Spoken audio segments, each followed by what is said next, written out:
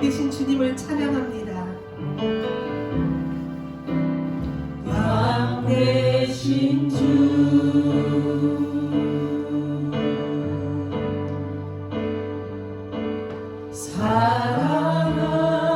사랑합니다. 왕 되신 주 경배합니다. 경배합니다.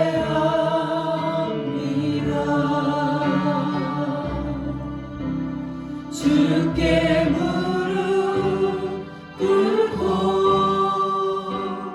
기쁨으로 내 삶을 드리네.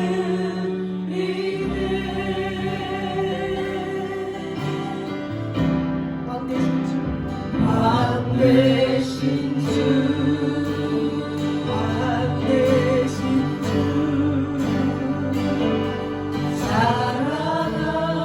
사랑합니다. 왕 되신 주, 왕 되신 주 경배합니다.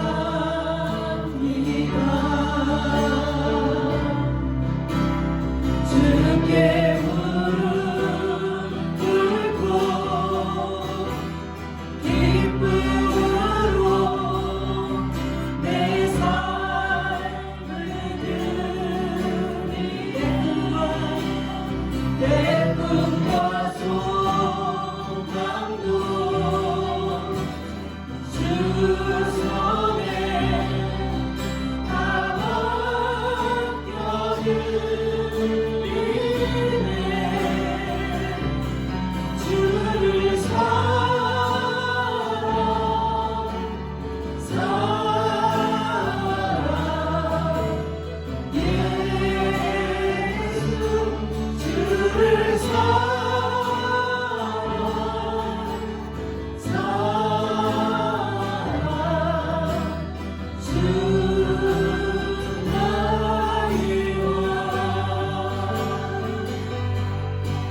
다시 한번 찬양합니다. 왕 되신 왕 되신 주,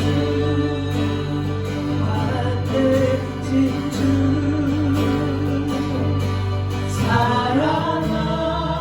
사랑합니다. 왕 되신 주, 왕 되신 주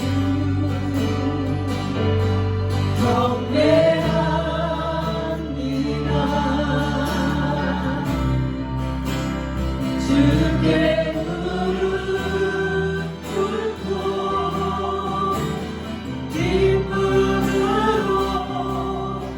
내 삶을 드리네.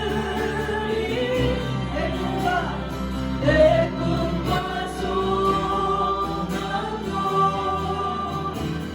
주 손에 다 맡겨드리네.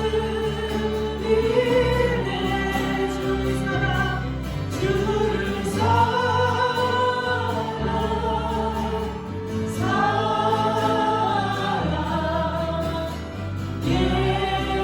예수 주를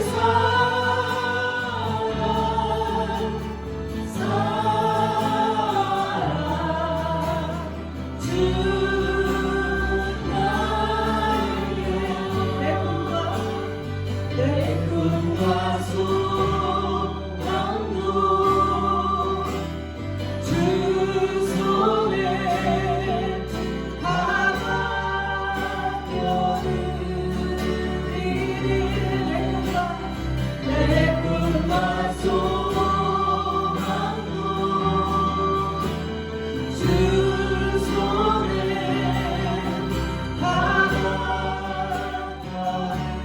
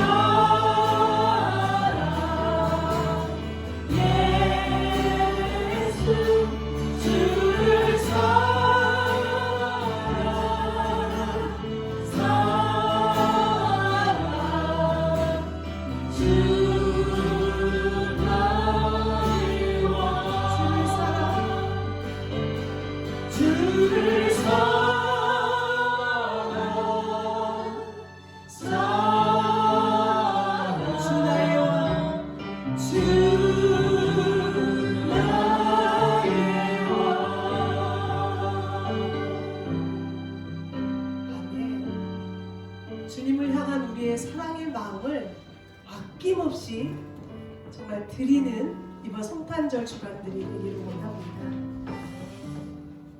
우리는 참 많은 것들을 받기만 했죠. 감사하지 못했고 또 기뻐하지 못했음을 이 시간 주님 앞에 고백합니다. 주님 사랑합니다. 그래서 주님 경배합니다.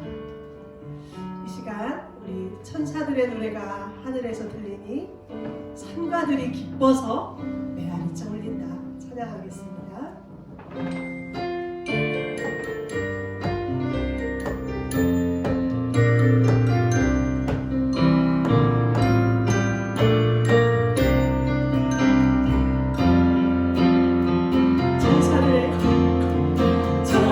천사들의 노래가 하늘에서 들리니 산과들이 기뻐서 메아리 쳐오르나 천사들의 노래가 하늘에서 들리니 산과들이 기뻐서 메아리 쳐오르나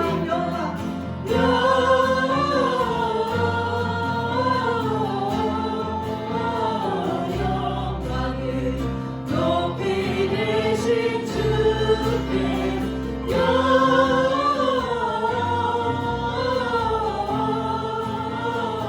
영광을 높이 계신 주님께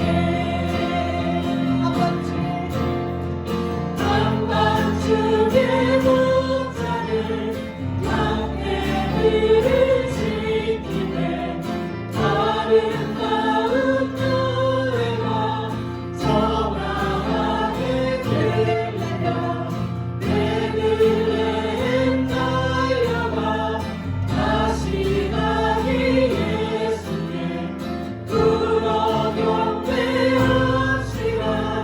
탄생하시다.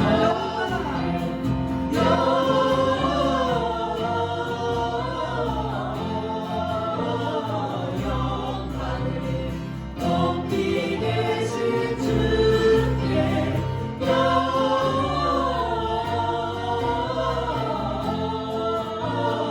영광을 높이 계신 주님께 우유 안에 누이신 어린아이 예수께 우리는 은하께 기쁜 찬송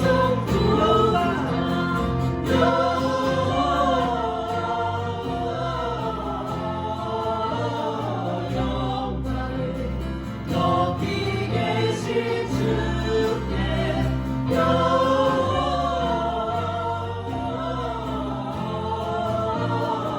영광을 높이 계신 주님께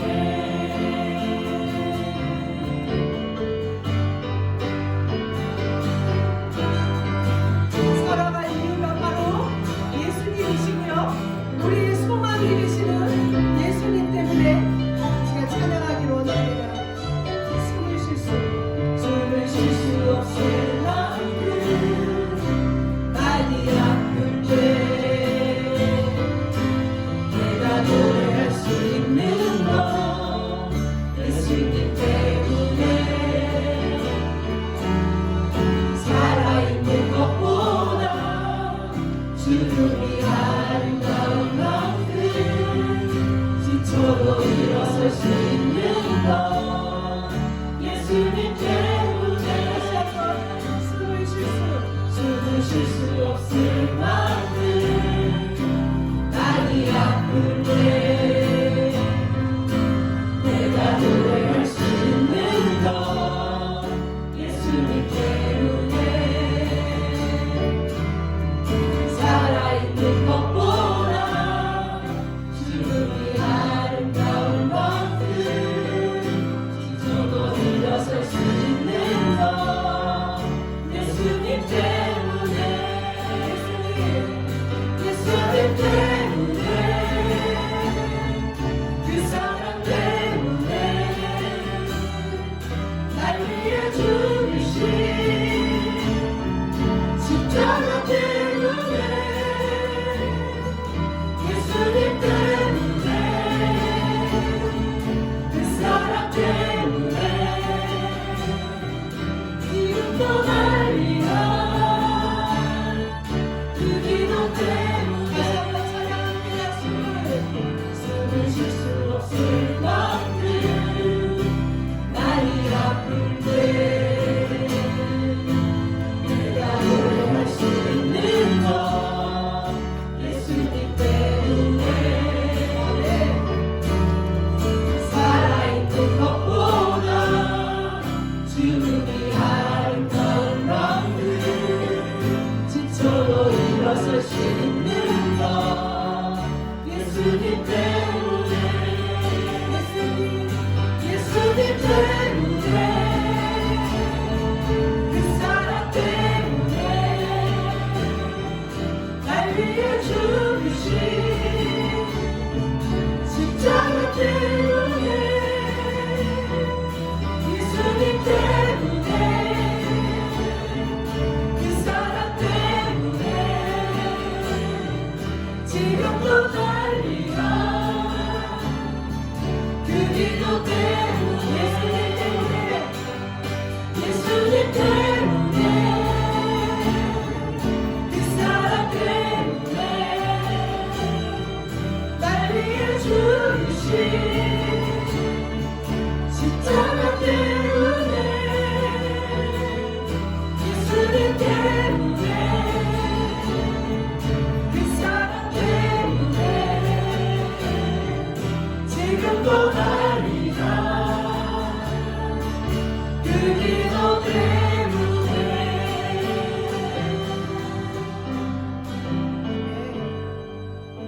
예수님 때문에 우리가 살아갈 이유가 됨을 이 시간 찬양 가운데 고백한 것 같습니다.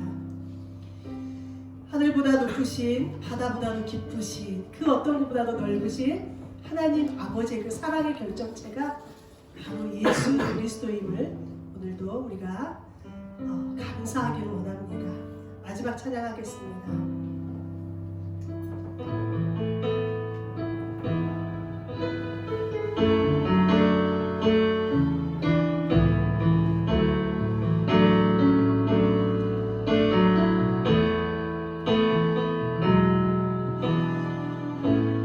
하늘보다 높으신 주 사랑 바다보다 넓으신 주 사랑 나를 향한 크고 높으신 사랑 헛되고 그 모든 것 내게서 멀리 거두셨네 나의 수치 찬양되었네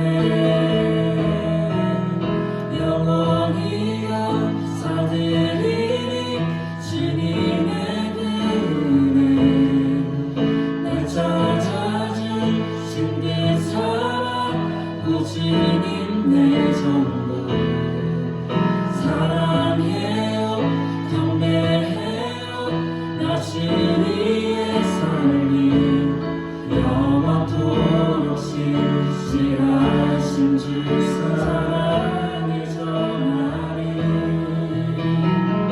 다 같이 고백합니다.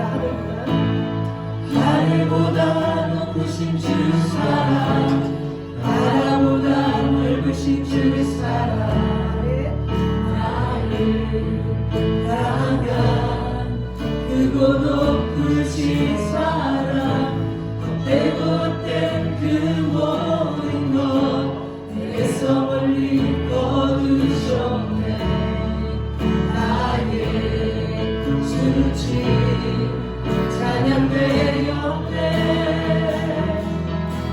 영원히 감사드리니 주님의 은혜 날 찾아주신 그 사랑 오 주님 내 전부 사랑해요 경배해요 나 주 위에 살리 영원토록 신실하신 주 사랑을 전하리. 하나님께서 세상을 사랑하사 독생자를 주셨으니 믿는 자는 영생을 얻으리. 하나님께서 세상을 사랑하사 독생자를 주셨으니 믿는 자는 영생을 얻으리. 하나님께서 세상을 사랑하사 독생자를 주셨으니 믿는 자는 영생을 얻으리. 하나님께서 세상을 사랑하사 독생자를 주셨으니 믿는 자는 영생을 얻으리. 나 믿네, 나 믿네, 나 믿네. 다시 사신 독생자 나 믿네,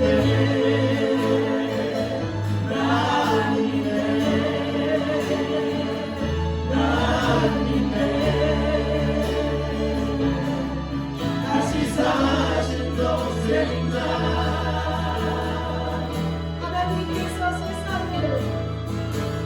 하나님께서 세상을 사랑하사 독생자를 주셨으니 믿는 자는 영생을 얻으리.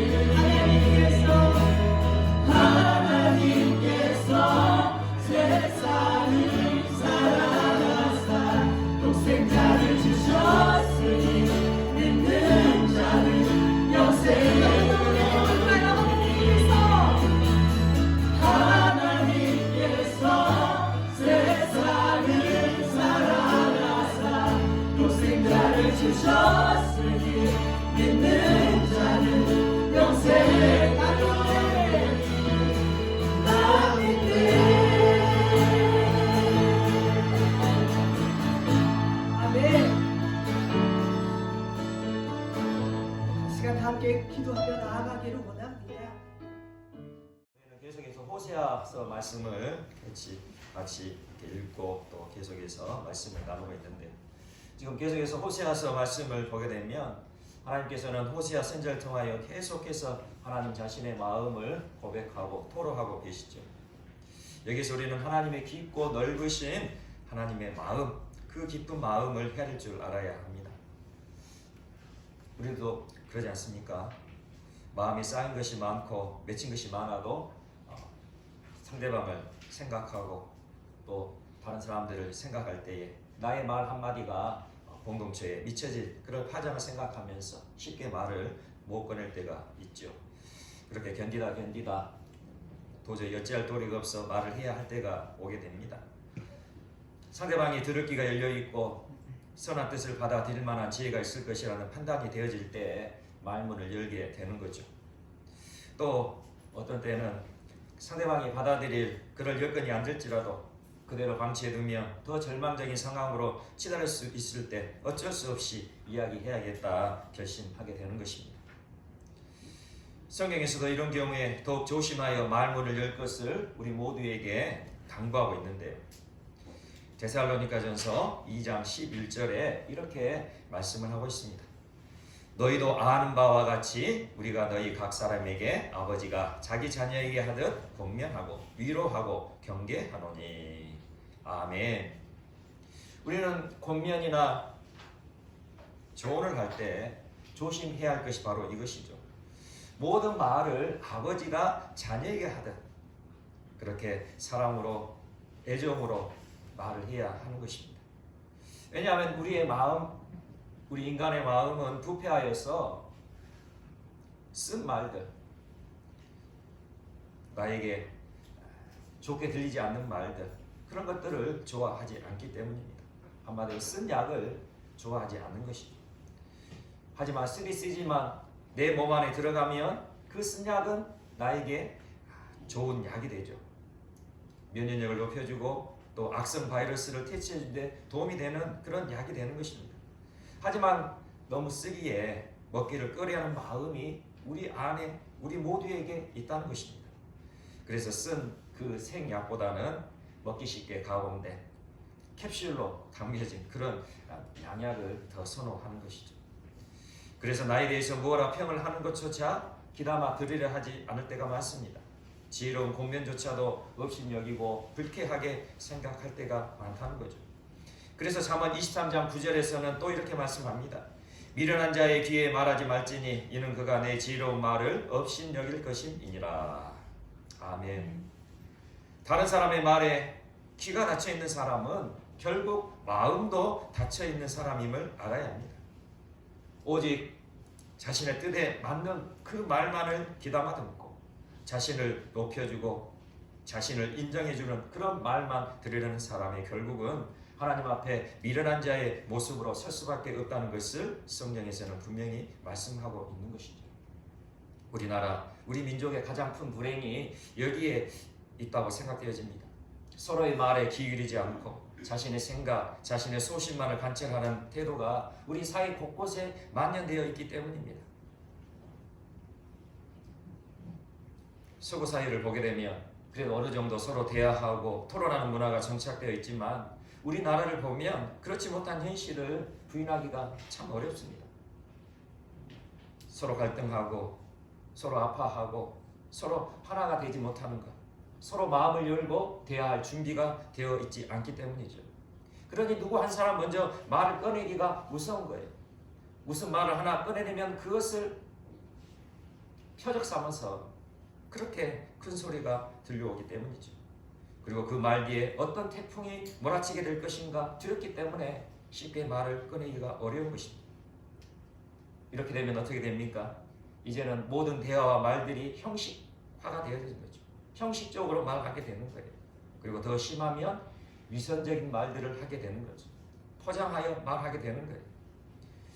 이것은 서로에게 오해를 일으키지 않으려는 노력일 수도 있겠지만 이러한 모습, 이러한 태도가 지속되고 반복되어진다면 그렇게 되어지는 사회, 그렇게 되어지는 공동체는 한마디로 무덤덤해질 수밖에 없습니다. 결국 무덤과 같은 공동체가, 무덤과 같은 사회가 될 수밖에 없다는 것이죠. 요즘 공동묘지 가보면 정말 좋은 시설에 멋지게 꾸며놓은 곳들이 참 많습니다. 하지만 아무리 아름답고 고상하게 꾸며놓은 공동묘지더라도 그곳에서는 단 한 번도 허탕하게 우는 소리를 들어본 적이 없습니다. 그저 묵묵히 고개를 숙이고 걸어가는 사람들, 소곤소곤 낮은 목소리로 대화하는 사람들, 그리고 눈물을 헐떡이는 사람들만이 있을 뿐이죠. 오늘 본문 말씀을 통하여 하나님께서는 호세아 선지자를 통하여 계속해서 반복하여 하나님 백성들에게 탄식하시며 그렇게 호소를 하고 계시는 것을 보게 됩니다. 마치 아버지가 사랑하는 그 아들, 딸들에게, 그 자녀들에게 눈물로 호소하듯이 너희들이 지금과 같이 살아서는 안 된다. 그렇게 하나님 아버지께서 하나님의 자녀들, 하나님 백성들에게 말씀하고 계십니다. 너희들 마음대로 왕을 세우고 너희들 원하는 대로 지도자를 세워서 너희들이 원하는 안락하고 편안한 그런 나라를 만들어서는 안 된다고. 은과 금으로 만들어진 자신만의 우상을 섬기면서 세상에서 주는 풍요와 쾌락에 눈이 멀어서는 안 된다고. 그렇게 하나님께서는 계속 반복하여 말씀하고 계세요. 그리고 너희들 손으로 만든 그 금송아지 우상, 그 금송아지 우상은 참신, 참 하나님이 아니므로 반드시 산산조각 나고 소멸되어질 것이라. 그렇게 말씀하고 계시는 것이죠. 오늘 우리가 보지 않았지만 오늘 본문이 있는 호세아 8장 5절에서 6절까지 말씀에 이렇게 말씀하고 있습니다. 제가 읽어드리겠습니다. 사마리아여, 내 송아지는 벌어졌느니라. 내 진노가 무리를 향하여 타오르나니 그들이 어느 때에야 무죄하겠느냐. 이것은 이스라엘에서 나고 장인이 만든 것이라. 참신이 아니니 사마리아의 송아지가 산산조각이 나리라. 아멘. 지금 하나님께서 말씀하시는 이 송아지, 사마리아여 내 송아지는 버려졌느니라. 지금 이 사마리아는 북이스라엘의 수도죠. 지금 이 북이스라엘의 수도인 사마리아, 그 사람들, 바로 이스라엘 백성들에게 하나님께서 말씀하고 계세요. 이 송아지는 어떤 송아지이냐면 북이스라엘의 왕인 여로보암, 그 왕이 만든 금송아지를 말씀하고 계십니다. 다윗의 아들이었던 솔로몬, 참으로 그가 하나님의 뜻 안에서 아름답게 그 하나님의 나라를 이루어가야 되지만 그 마지막의 모습을 보게 되면 너무나도 비참한 모습입니다. 우상 숭배의 죄로 하나님의 마음을 그렇게 아프게 했던 솔로몬, 결국 그 일로 인하여서 그 솔로몬 아들인 르호보암 시대에 이스라엘 나라가 북이스라엘과 남유다로 그렇게 두 개 나라로 분열되는 아픔을 겪게 됩니다. 이때 하나님의 전적인 은혜로 북이스라엘의 왕이 되었던 여로보암, 그 여로보암이 하나님 앞에 패역한 죄를 저지르게 된 거예요. 베델과 단이라는 도시에 금송아지를 만들어서 이 금송아지가 우리 조상들, 우리 이스라엘 민족을 애굽에서 구원해 준 하나님이라 그렇게 말하면서 그 금송아지 앞에 예배를 드리게, 제사를 드리게 만든 것이죠. 실제적으로 우상을 만든 죄도 아주 큰 죄이죠. 그러나 지금 이 여로보암 왕이 이러한 행동을 하게 된 원인이 무엇인가를 알게 된다면 이것은 하나님께 너무나도 극악한 죄임을 깨닫게 됩니다. 지금 여로보암이 이 금송아지 우상을 만든 이유는 여로보암이 하나님보다 더 높은 자리를 차지하고 싶었기 때문이에요. 지금 여로보암 왕이 금송아지를 만든 이유가 무엇이냐면 이제 보이는 하나님께 예배하려고 했던 것이 아니에요. 보이지 않는 하나님, 그 하나님을 예배하는 것이 아니라 이제 보이는 하나님, 금송아지, 이 금송아지가 보이는 하나님이니 너희들이 이 보이는 하나님께 예배하라 그렇게 한 것이 아니고 그 마음속 깊은 그 마음을 보게 되면 자신의 욕심을 채우기 위해 그렇게 금송아지를 만들어 금송아지가 하나님이라 이용한 것이었죠. 그 당시 북이스라엘 백성들이 절기가 되면 반드시 남유다에 있는 예루살렘에 있는 성전에 가서 하나님께 제사를 드려야 됐어요. 그러니 북이스라엘 백성들이 남유다로 내려가 하나님께 제사를 드리고 예배를 드리다 보면 결국은 북이스라엘 백성들, 남유다 왕이었던 르호보암 왕에게 마음을 빼앗길 수밖에 없는 거예요. 결국 여로보암 왕 자신의 왕권이 위태로워질 수밖에 없었다는 것이죠. 그러니 자신의 왕권을 지키기 위하여 금송아지 우상을 만든 거예요. 하나님을 예배하고 하나님을 섬기기 위해서 금송아지 우상을 만든 것이 아니라 자신의 왕권을 붙들려고, 자신의 왕권을 계속해서 이어가려고 그렇게 금송아지 우상을 만들었다는 것이죠. 자신 안에 그 탐욕, 자신 안에 그 욕심의 결과로 금송아지 우상을 하나님으로 대체시켜버린 여로보암, 하나님의 은혜를 저버렸을 뿐만 아니라 스스로 하나님을 만들어낸 극악한 죄를 지었던 것입니다. 이것은 하나님보다 더 높은 자리를 차지하고 싶은 교만함의 그 모습을 보여준 것이죠. 마치 자신들이 하나님같이 되려고 했던 아담과 하와 같은 그 끔찍한 죄를 바로 여로보암이 지었던 것입니다.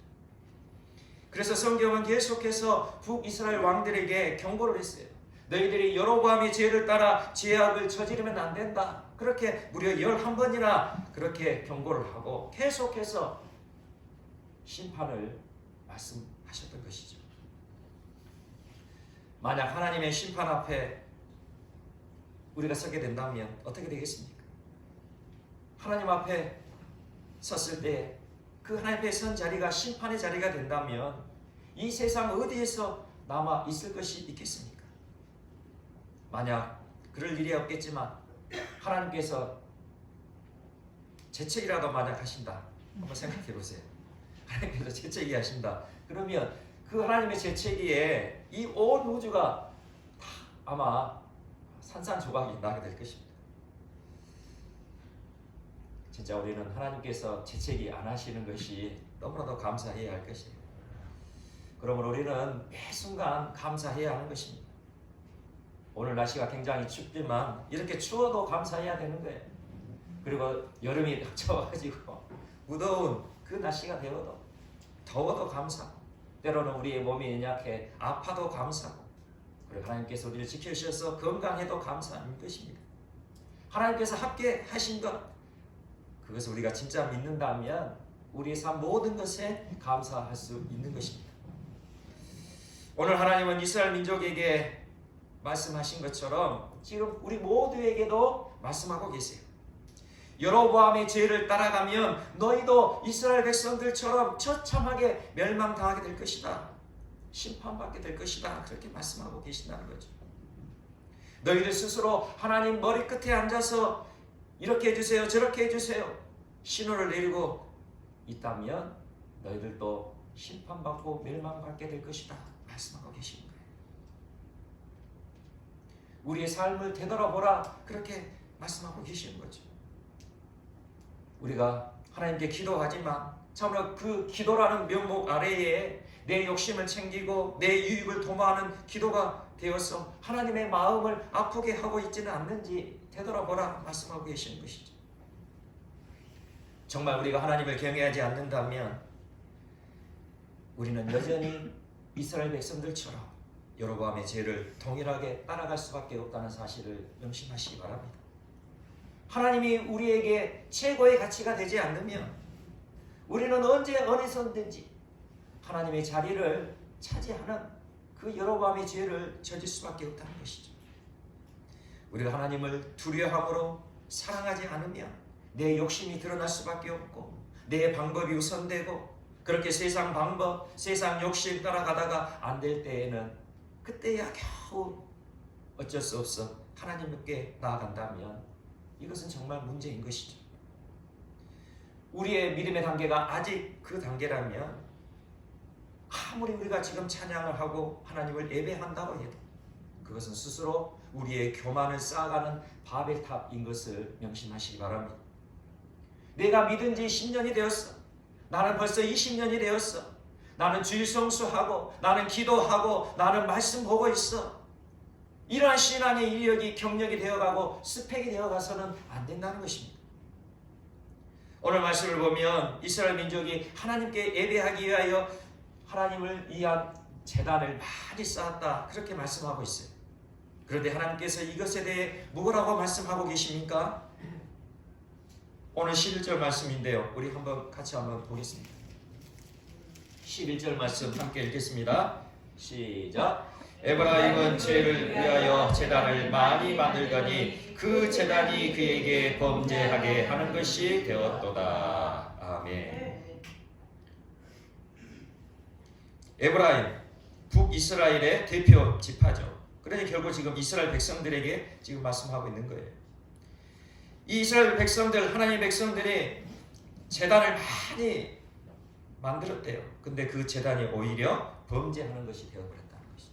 하나님을 예배하기 위해서 제단을 쌓았는데 그 제단이 죄의 원인이 되어버렸다는 것입니다. 저는 오늘 이 말씀을 통해서 하나님께 예배하는 것, 하나님을 섬기는 것조차도 잘못하면 죄가 될 수 있다는 사실을 알게 되었습니다. 하나님께 기도하는 것이 죄가 될 수 있고 하나님의 말씀을 읽는 것이 죄가 될 수 있고 하나님을 예배하는 것이 죄가 될 수도 있다는 것을 알게 되었다는 것이죠. 우리가 진짜로 하나님을 사랑하지 않고 예배한다면 그것이 죄가 된다는 거예요. 우리가 진짜로 하나님을 경외하지 않고 하나님을 신뢰하지 않고 기도하고 있다면 그것이 죄가 된다는 것이죠. 우리가 진정으로 하나님의 말씀을 믿고 그 약속의 말씀을 붙들고 우리의 삶 가운데 믿음으로 살아가지 않는다면 그 하나님의 말씀을 읽는 것 자체가 죄가 된다는 것입니다. 제대로 믿지 않는다면, 우리가 제대로 하나님을 사랑하지 않는다면 그것이 얼마나 하나님의 마음을 아프게 하고 불편하게 할 수 있는지 그것을 우리는 알아야 된다는 것이죠. 그렇게 하나님의 마음을 아프게 하고 하나님의 마음을 불편하게 했던 이스라엘 백성들에 대해 하나님은 또 이렇게 말씀하시죠. 8절 말씀 또 함께 읽겠습니다. 8절입니다. 시작. 이스라엘은 이미 삼켜졌은즉 이제 여러 나라 가운데 있는 것이 즐겨 쓰지 아니하는 그릇 같도다. 아멘. 하나님께서 즐겨 쓰지 아니하는 그릇이 있다는 거예요. 지금 이 이스라엘 백성들이 바로 하나님께서 즐겨 쓰지 아니하는 그릇이다, 그렇게 말씀하고 있어요. 이 즐겨 쓰지 아니하는 그릇, 이 그릇이 무엇이냐? 이 말씀을 세번역 성경으로 우리가 보게 되면 조금 이해가 쉽게 되어질 건데, 제가 세번역 성경으로 말씀드려 보겠습니다. 이제 그들은 세계 만민 속에서 깨어진 그릇처럼 쓸모없이 되었다. 깨어진 그릇이 되어서 하나님께 쓸모없는 존재가 되었다는 것이죠. 여기서 즐겨 쓰이지 않는 그릇, 바로 깨어진 그릇을 의미하고 있다는 것을 알게 됩니다. 깨어진 그릇, 밑 빠진 독, 밑 빠진 항아리처럼 물을 담아내지 못하는 그릇, 하나님께서 즐겨 쓰실 수 없는 그릇이라는 것입니다. 이것을 우리 신앙생활에 적용해 보면 하나님께서 주신 말씀을 우리의 삶으로 담아내지 못하는 그릇이 된다면, 날마다 우리에게 주시는 하나님의 그 진리의 말씀, 생명의 말씀을 담아낼 수 없는 우리의 삶이 된다면 하나님께서는 우리를 결코 쓰실 수가 없다는 것이죠. 요즘 보면 정말 하나님의 말씀이 홍수처럼 흘러넘치는 시대인 것 같습니다. 과거의 경험을 보게 되면 제가 청년 때만 보더라도 이렇게 우리 교회에서 담임 목사님 또 이렇게 부교육자 되신 분들의 그 말씀 외에 다른 어떤 특별한 다른 분들의 그런 말씀을 들을 수 있는 기회가 어떤 때냐면 부흥에 참석하거나 아니면은 특별히 또 기도에 가든지, 그런 경우가 아니면 특별한 그런 하나님의 말씀을 들을 수 있는 기회가 별로 없었어요. 그런데 요즘은 어떻습니까? 그냥 내 손에 있는 핸드폰, 그 인터넷만 열게 되면 훌륭하신 목사님들의 말씀을 얼마든지 들을 수 있는 시대가 되었어요. 좀 속된 말로 마치 쇼핑하듯 좋은 설교를 골라 들을 수 있는 시대가 지금의 시대인 거죠. 그럼에도 불구하고 이렇게 좋은 설교, 하나님의 그 말씀, 진리의 말씀, 생명의 말씀을 얼마든지 하루 종일이라도 들을 수 있는 그런 시대가 되었음에도, 그럼에도 불구하고 하나님의 말씀을 나의 삶으로 담아내고자 하는 치열함은 점점 더 사그라들고 있음을 보게 될 때에 너무나도 안타까운 마음이 든다는 것이죠. 과거에 우리의 믿음의 선배들, 믿음의 선진들의 그 모습을 보게 되면 그 하나님의 말씀, 그 한 절 한 절을 듣고자 그 시간을 투자하여서 그렇고 힘들고 어려운 그 상황 속에서도 그렇게 함께 모여 그 말씀을 사모하며 그렇게 말씀을 듣고 그 말씀대로 살아내기를 그렇게 간절히 기도하면서 그렇게 삶 가운데 믿음의 역사를 이루어오신 그 믿음의 선진들이 있었기에 지금 우리 교회들이 지금껏 한국에 세워져 있음을 저는 믿습니다. 바로 그분들의 삶으로 살아내는 그 믿음이 있었기에 지금 한국교회가 이만큼 성장하고 이렇게 아름답게 세워져 있음을 제가 고백할 수 있는 거예요. 그러나 지금의 모습은 어떻습니까? 마치 이 설교가 좋은 설교, 감동 어린 설교, 이것이 마치 드라마 한 편 보고 영화 한 편 보는 것 같은 그런 시대가 되어버렸다는 거죠. 좋은 설교를 듣고 감동을 얻을 수 있는 그 말씀이 그저 좋은 드라마 한 편 보고 감동 어린 영화 한 편 보는 것처럼 그렇게 쉽게 흘러가 버린 시대의 모습을 보게 된 것입니다. 감동 어린 설교를 듣고 은혜를 받죠. 감동도 받습니다. 좋은 설교 말씀 듣고 감격스러운 눈물도 흘릴 때가 있어요. 그러나 그것으로 끝이죠.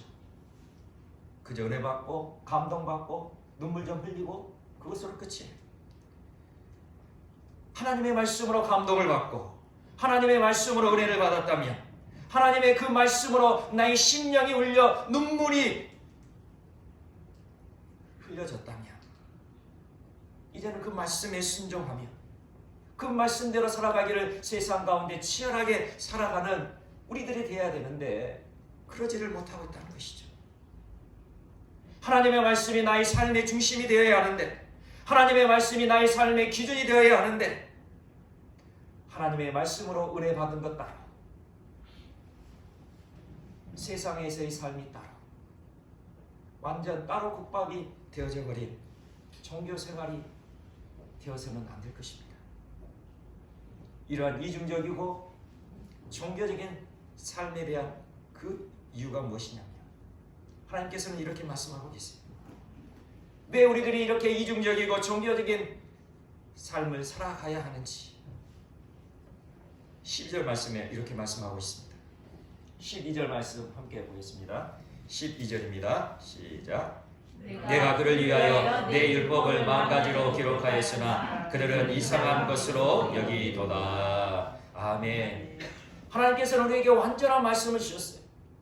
우리의 삶을 완전하게 이끄신, 우리의 삶을 완전히 살려내신 그 완전한 말씀을 주셨다는 거죠. 내 율법을 만가지로 기록하였으나, 이것은 만가지, 이 만가지라는 것은 만개의 그 말씀이 아니라 완전한 말씀이라는 거죠. 하나님께서는 우리에게 우리 인생에 완전한 말씀을 주셨어요. 그런데 그 완전한 말씀을 우리는 이상한 것으로 만들어 버리고 있다는 것이죠. 이것을 또 세배는 성경으로 보게 되면 이렇게 또 말씀하고 있습니다. 수만 가지 율법을 써주었으나 자기들과는 아무런 관계도 없는 것처럼 여겼다. 하나님께서는 우리에게 완전한 말씀을 주셨지만 그 완전한 말씀이 나와는 관계가 없는 것처럼 그렇게 여기며 살아가고 있다는 거예요. 하나님께 나와 예배하고 하나님께 나와 하나님의 말씀을 듣고 우리가 일상의 삶 가운데 우리의 삶의 터전에서 하나님의 말씀을 읽고 통독하고 묵상하지만 그 말씀이 나에게 이상한 것이 되어버렸어요. 나하고는 상관이 없는 것, 나하고 관계가 없는 그런 말씀이 되어버렸다는 것이죠. 그래서 우리는 이중적이고 종교적인 삶을 계속해서 살아가고 있는 것입니다. 우리는 완전한 하나님의 말씀을 듣지만 내가 듣고 싶은 말씀만 듣고 싶어 하죠. 나의 귀에 좋게 들리는 그 말씀만 들으려 해요. 나에게 위로를 주고 나에게 감동을 주고 나에게 축복을 주는 그 말씀은 나에게 주신 말씀이에요. 그러나 나에게 부담이 되고 나에게 손해가 되고 나에게 불편한 말씀은 나하고는 아무런 관계가 없는 말씀이 되어버리는 거죠. 내 삶의 유불리에 따라서 하나님의 말씀을 들었다 놨다 하는 그런 믿음으로 어떻게 우리의 삶으로 하나님의 말씀을 담아낼 수 있겠습니까? 밑빠진 항아리, 깨진 그릇과 같은 것이죠. 또한 하나님이 주시는 말씀, 우리가 하나님의 말씀을 볼 때에, 하나님의 말씀을 들을 때에 이 말씀이 먼저 나에게 적용되어지는 말씀임에도 불구하고 이 말씀을 들을 때에, 이 말씀을 볼 때에 다른 사람에게 떠넘기는 태도가 있지는 않는지 우리는 되돌아봐야 할 것입니다. 이 말씀은 남편이 들어야 되고, 이 말씀은 아내가 들어야 되고, 이 말씀은 박 집사가 꼭 들어야 되는데 하나님의 말씀이 내 말씀이 아니고 다른 사람이 들어야 할 말씀이 되어질 때 완전하신 하나님의 말씀은 우리에게 전혀 능력이 되지 않습니다. 완전하신 하나님의 말씀은 우리의 삶을 이끄는 능력이 되지 못해요.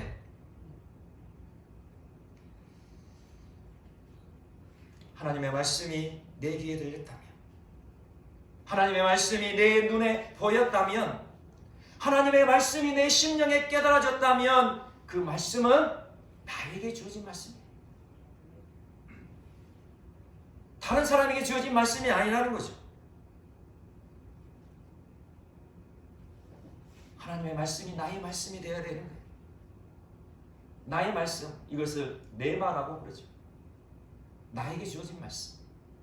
하나님이 주신 이 성경의 말씀, 이 말씀은 다른 사람에게 주어진 말씀이 아니고 바로 나에게 주어진 말씀임을 믿으시길 바랍니다. 아멘. 그래서 하나님의 말씀을 읽든지 설교의 말씀을 듣든지 그 말씀은 나에게 주어진 말씀이에요. 그래서 내 마음에 찔림이 있고 내 마음에 아픔이 있고 내 마음에 고통이 있을지라도 나에게 주신 그 말씀이니 그 말씀을 나의 삶에서 살아내야 한다는 것이죠. 하나님의 말씀이 들을 때마다 아멘, 제가 그런 자입니다. 아멘, 제가 회개하겠습니다. 하나님의 말씀이 들을 때마다 아멘, 제가 그런 자입니다. 저도 그런 자예요. 아멘, 제가 그렇게 순종하겠습니다. 먼저 하나님의 말씀을 믿음으로 받아낼 수 있는 우리 모두가 되시기를 간절히 축원합니다. 하나님의 말씀을 믿음으로 받아내야 되는 거예요. 항아리가 물을 담아내야 나중에 다른 사람에게 생명을 살리는 그 생수로 공급되어지듯이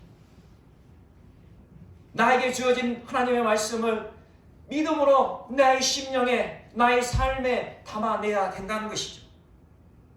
그리고 그렇게 담아낸 하나님의 말씀을 우리의 삶으로 살아내야 되는 것입니다. 좋은 설교, 훌륭한 설교 듣는 것 좋죠. 하나님의 말씀 듣는 것 너무나도 귀한 것입니다. 그러나 좋은 설교, 훌륭한 설교 하루 종일 들어도 하나님의 말씀을 믿음으로 받아내지 못하면 아무 소용없는 쓸데없는 말씀이 되는 거예요. 좋은 설교, 훌륭한 설교 하루 종일 들어도 하나님의 말씀을 삶으로 살아내지 못한다면 나에게는 아무런 변화도 주지 못하는 쓸데없는 말씀이 되어지는 거죠. 시간만 낭비인 것입니다.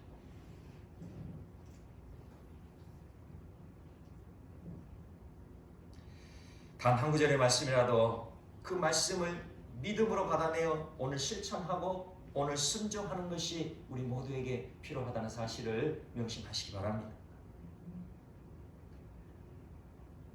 하루 종일 말씀을 들어도 그 말씀에 반응하지 못하고 순종하지 못한다면 그건 헛된 시간입니다.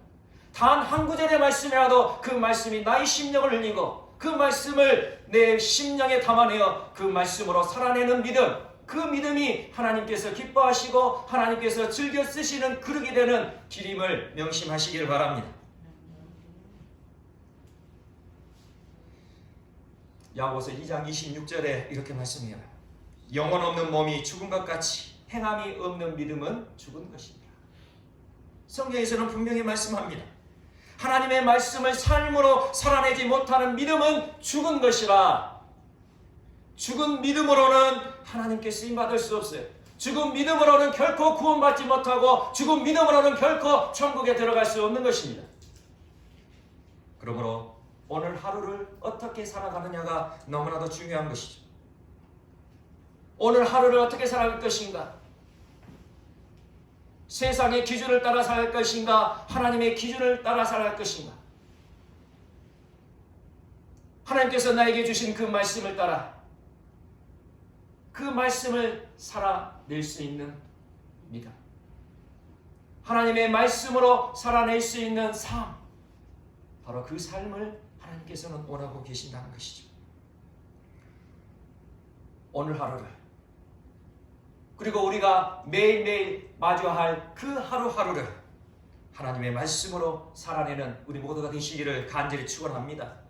그렇게 하나님의 말씀으로 살아내는 삶이 되어서 하나님이 즐겨 쓰시는 그 시대시기를 간절히 축원합니다. 그렇게 하나님께서 즐겨 쓰시는 그 시대여 귀하게 쓰임받고 하나님 나라 영원 천국에 들어가실 수 있는 우리 모두가 되시기를 간절히 소망합니다.